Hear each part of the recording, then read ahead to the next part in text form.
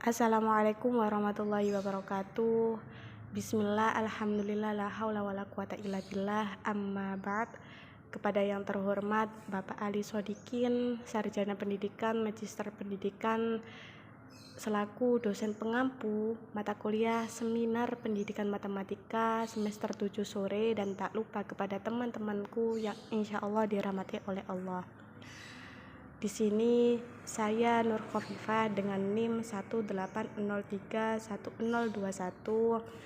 Pada kesempatan ini saya akan mempresentasikan mengenai judul proposal mengenai bab 1 saya, karena memang ini adalah salah satu tugas daripada mata kuliah Seminar Pendidikan Matematika semester 7 saat ini. Teman-temanku, saya di sini mengambil judul yakni pengaruh model active learning dalam meningkatkan koneksi matematis pada materi bangun ruang sisi datar untuk siswa kelas 7 SMPN 1 sekarang. Lah, kenapa kok saya mengambil judul ini? Apa yang melatar belakangi saya untuk membuat proposal dengan judul ini? Nah, nanti saya akan menjelaskannya. Kenapa dan apa tujuan saya, apa manfaat penelitian ini, sehingga kita semua akan saling mengetahui. Nah, teman-temanku, yang melatar belakangi saya mengambil judul ini yakni yang pertama, kita membahas tentang pendidikan.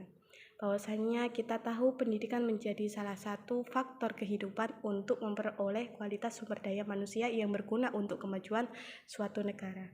Itu memang benar. Karena apa? Karena kita perlu menciptakan kehidupan bangsa yang cerdas, aktif, dan juga demokratis. Nah, di sini pendidikan juga mempunyai tujuan, bahwa saat ini ialah mengembangkan potensi peserta didik agar menjadi manusia yang beriman dan bertakwa kepada Tuhan Yang Maha Esa. Berakhlak mulia juga perlu dalam tujuan pendidikan ini. Kita dididik untuk bagaimana kita bisa beriman, bertakwa, berakhlak mulia, sehat, berilmu, dan juga cakap maupun bertanggung jawab dengan keadaan apapun. Lah, upaya dari pendidikan sampai saat ini yakni selalu meningkatkan kualitas pencapaian kurikulum yang semakin berkembang dan baik sesuai kebutuhan. Lah, dari upaya pendidikan untuk bagaimana meningkatkan kualitas pencapaian kurikulum, di situ pendidikan diharapkan dapat meningkatkan mutu seorang anak didik. Dalam berpendidikan harus adaptif terhadap perkembangan zaman. Saat ini kita akan membahas tentang pendidikan matematika terkhususnya. Ya, memang karena di sini saya adalah mahasiswa jurusan pendidikan matematika.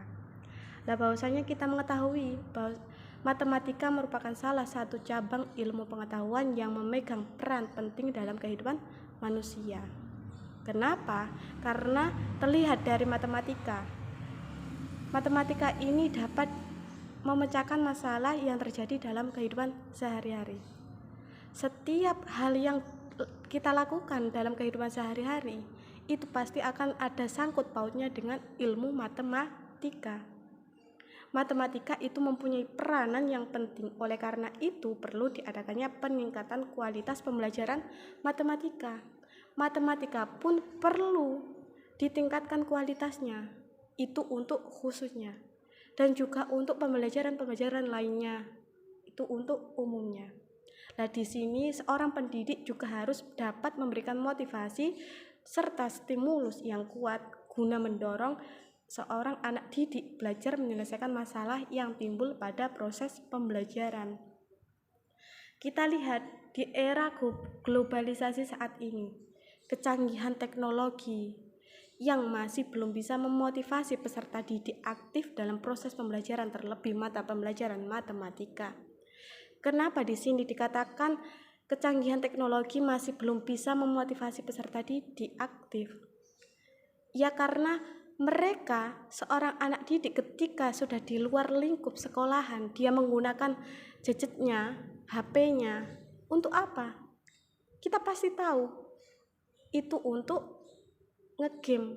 Rata-rata anak seperti itu. Kemana perginya anak dengan membawa HP? Ke warung wifi.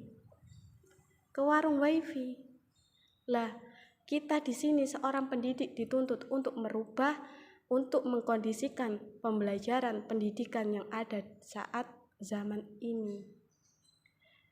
Lah, matematika merupakan sarana dalam kehidupan untuk menyelesaikan berbagai masalah. Kemudian dijelaskan menurut Cornelius dalam Abdurrahman yang diciptakan pada 2012. Peserta didik itu perlu belajar matematika. Karena apa? Karena matematika merupakan sarana berpikir yang jelas dan logis untuk memecahkan permasalahan dalam kehidupan sehari-hari, mengembangkan kreativitas yang dimiliki dan generalisasi pengalaman. Pembelajaran matematika di sekolah bertujuan untuk mempersiapkan siswa agar sanggup menghadapi perubahan keadaan di dalam kehidupan dan di dunia yang selalu berkembang melalui latihan bertindak atas dasar pemikiran yang secara logis. Nah, di sekolah selama ini masih didominasi oleh pembelajaran konvensional, di mana siswa diposisikan sebagai objek pembelajaran. Siswa dianggap tidak tahu atau belum mengerti apa-apa. Kita hanya menganggap itu, sedangkan kita hanya ceramah di depan, memberikan teori tanpa praktek. Lah sementara guru memposisikan dirinya sebagai seorang yang mempunyai pengetahuan. Kita tidak memberikan kesempatan untuk siswa kita agar bagaimana siswa tersebut bisa menceritakan hal-hal yang mungkin bersangkut paut dengan pembelajaran kita dalam kehidupannya sehari-hari. Nah, seharusnya itu yang kita lakukan. Lah, dengan ceramah kita, dengan metode ceramah kita tersebut, lah itu seorang pendidik akan terkesan menggurui dan memiliki otoritas tertinggi dalam proses pembelajaran. Ya memang seperti itu, karena seharusnya siswa itu terlibat dalam proses pembelajaran. Mereka hanya jangan dituntut untuk mendengarkan, tetapi juga kita harus memberikan kesempatan dia untuk mencoba. Seperti itu. Nah, jika hal ini dibiarkan dan dilanjutkan seperti itu, akan mengakibatkan siswa menjadi pasif. Karena sebagian besar proses pembelajaran didominasi oleh guru. Siswa kurang keterlibatan dalam pembelajaran. Nah, bagaimana kita seorang pendidik harus bagaimana? Kita seorang pendidik harus memiliki usaha yang didukung oleh usaha dari siswa itu sendiri. Lah, di sini kita harus perankan juga siswa sebagai peran penting di dalam pembelajaran tersebut. Bagaimana? Siswa harus mampu bersikap aktif dan juga kreatif agar pembelajaran matematika yang diberikan oleh guru dapat membentuk pemahaman konsep yang baik. Siswa dikatakan belajar aktif jika ada mobilitas. Misalnya ini nampak dari interaksi yang terjadi antara guru dengan siswa dan antara siswa itu sendiri. Komunikasi yang terjadi tidak hanya satu arah dari guru ke siswa, tetapi ke banyak arah. Bukan hanya guru yang ngomong ke siswa, tapi siswa juga memiliki kesempatan untuk berbicara, untuk mengungkapkan, untuk menceritakan, untuk memberikan pendapat sendiri juga. Seperti itu. Lah, menghadapi persoalan tersebut, berbagai upaya bisa dilakukan guru agar dapat mengambil suatu tindakan guna menyiasati apa yang terjadi di dalam proses pembelajaran di kelas. Lah, salah satunya kita harus menggunakan model pembelajaran yang tepat. Model pembelajaran adalah pola yang digunakan sebagai pedoman dalam merencanakan pembelajaran di kelas maupun teritorial. Kita harus menempatkan bagaimana pembelajaran saat ini kita lakukan harus dengan model apa. Apakah perlu kita gunakan dengan ceramah saja? Apakah kita perlu menggunakan model yang lain? Nah, itu perlu kita tepatkan masing-masing. Seperti itu. Karena apa? Karena penerapan model pembelajaran itu dilakukan untuk memudahkan siswa memahami pelajaran yang menyenangkan, sehingga aktivitas siswa lebih nampak. Nah, pembelajaran yang kurang memperhatikan perbedaan individual dan didasarkan pada keinginan guru saja, itu akan sulit untuk didapatkan mengantarkan anak didik ke arah pencapaian tujuan pembelajaran. Bukankah hal tersebut benar?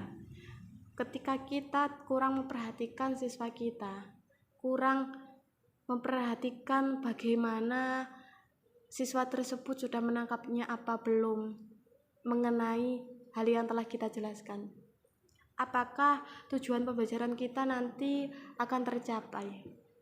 Tidak, karena kurangnya kita dalam memperhatikan. Nah, kondisi seperti inilah yang pada umumnya terjadi pada pembelajaran konvensional.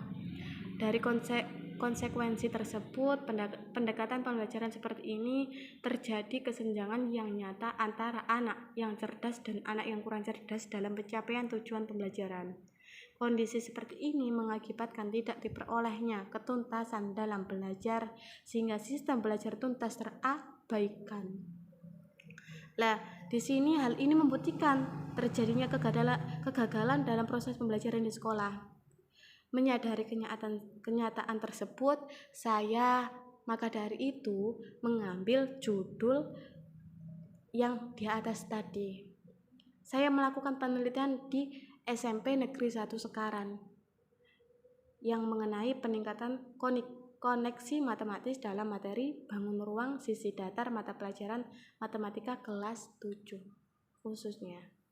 Nah, saya akan mencoba untuk membiasakan siswa berargumen dalam kegiatan belajar mengajar dan juga memberikan tanggapan pada setiap argumen agar pembelajaran dapat berjalan aktif. Saya menggunakan penelitian ini dengan modal pembelajaran active learning, karena ini salah satu tujuan saya agar siswa dapat terbiasa berargumen dalam kegiatan belajar mengajar dan juga memberikan tanggapan pada setiap argumen agar pembelajaran dapat berjalan aktif. Nah, salah satu kemampuan yang cocok dan harus dimiliki siswa dalam proses pembelajaran matematika adalah kemampuan komunikasi. Tadi bahwasanya dijelaskan di judul saya, pengaruh pembelajaran model active learning dalam meningkatkan koneksi matematis. Nah, ini kenapa?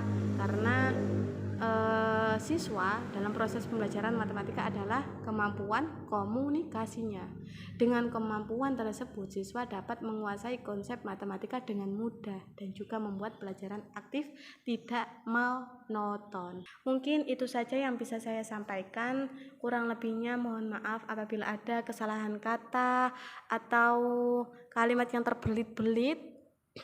Saya memohon maaf sebesar-besarnya, karena memang manusia tidak luput dari kesalahan. Mungkin itu saja yang bisa saya sampaikan, semoga bermanfaat untuk semuanya. Akhirul kalam, wallahul muwafiq ila aqwamit thoriq. Wassalamualaikum warahmatullahi wabarakatuh.